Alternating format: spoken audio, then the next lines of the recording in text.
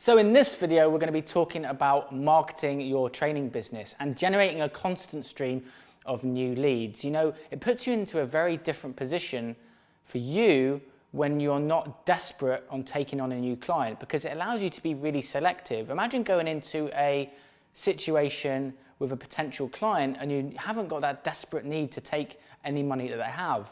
I'm sure that you've taken on clients before and they've not turned out to be ideal prospects for you.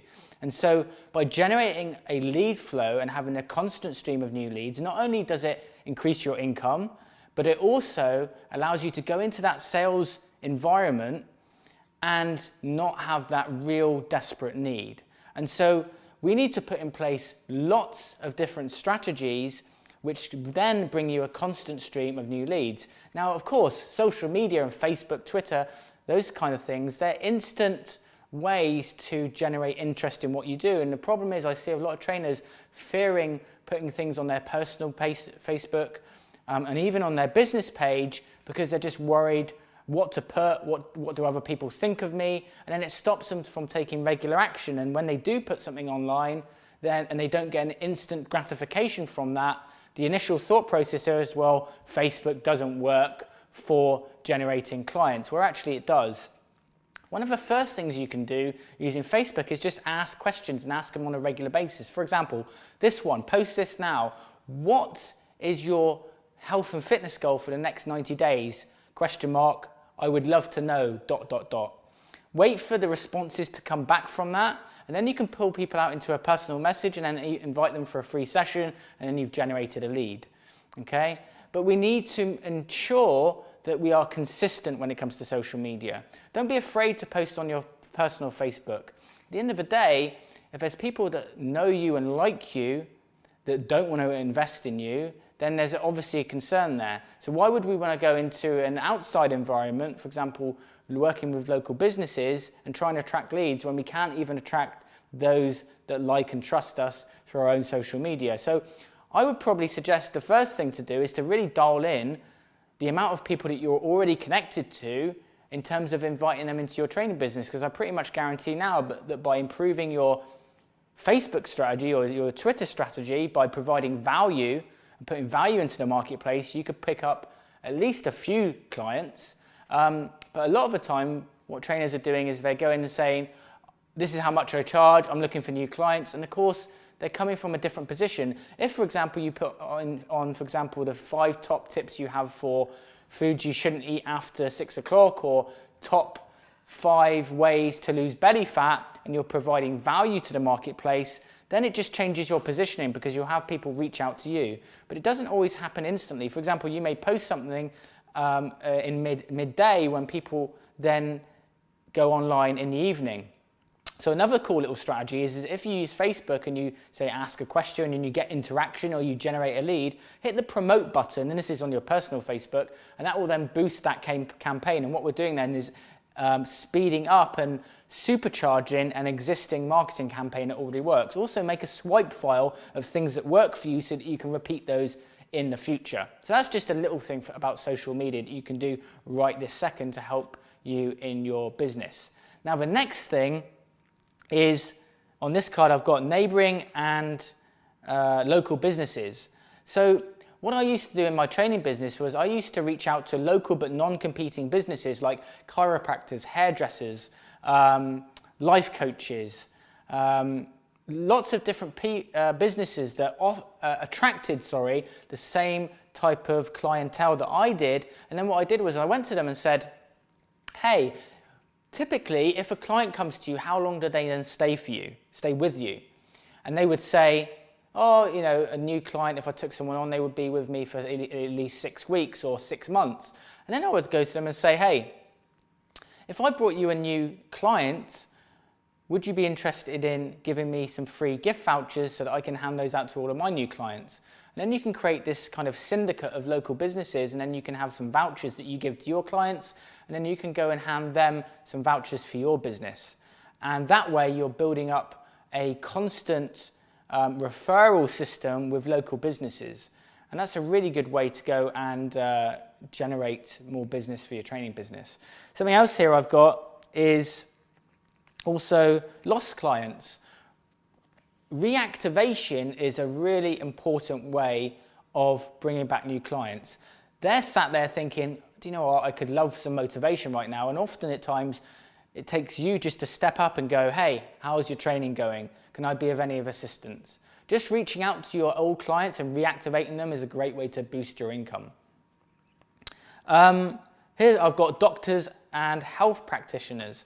These are other local professionals that you can reach out to. Just go and position yourself and build rapport and develop a relationship. Don't go approaching them asking for something. Just get on people's radar, known as the personal trainer in your area. And that way, they're going to remember you when they have someone that potentially needs your help and you can connect with them.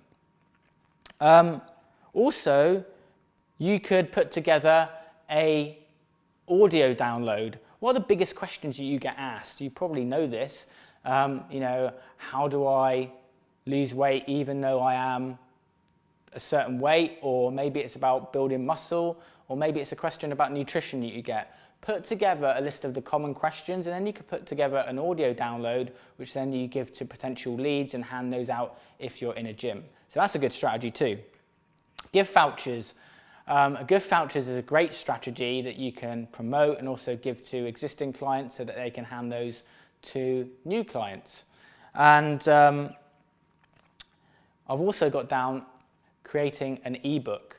Now this is a great thing to do, is to position yourself in the local area by providing tips and free advice in a download, which then you can generate an email database from, and then you can use email as a way to build more value, because oftentimes people might not want to invest in you right this second, and they may want to in the future. So if you can start building that relationship by email, by giving them a free gift, maybe it's an ebook on fat loss tips, or whatever your speciality is, spend some time, put together a simple ebook, maybe 10 chapters or 1,000 words each. Go on to 99 Designs or Fiverr.com and design up a cover. And then you can use something like leadpages.net to create a squeeze page, which is a way of capturing an email address. Link that with something like Aweber, and then you have yourself a marketing funnel. These are all kind of strategies that I go more in depth with my clients as part of my Fit Pro Mastery program, and also my Fitness Product Mastery program too. So those are just a few ideas. Something I also want to talk about is search engine optimization. And the reason I want to talk about it is a lot of trainers really focus on this as well as their website, and feel I really need a website and I need to focus and spend a lot of time on SEO in order to build my training business. And it's really not the case. When you have other things in place, social media, when you are creating these joint ventures, when you're actually getting out there and doing the things that you need to do, often we use SEO and our website as a way to distract us from doing what we really need to do, which is get out and talk to people, make them an offer, and start training them. And be honest with yourself and say, do I distract myself all the time through just the lack of confidence in just getting out there, talking to people, and having them maybe come to a free session and then invest in my training? So that's worth thinking about too. Always be thanking your existing clients, and also the clients, as I've mentioned, that you've worked with before. You just want to kind of build value and constantly be thanking them for investing with you too. And that's a good way to obviously build that rapport and wow your clients. Step out of the comfort zone of what all trainers are doing, and say to yourself, how can I make the experience with my clients better than any other trainer in the area?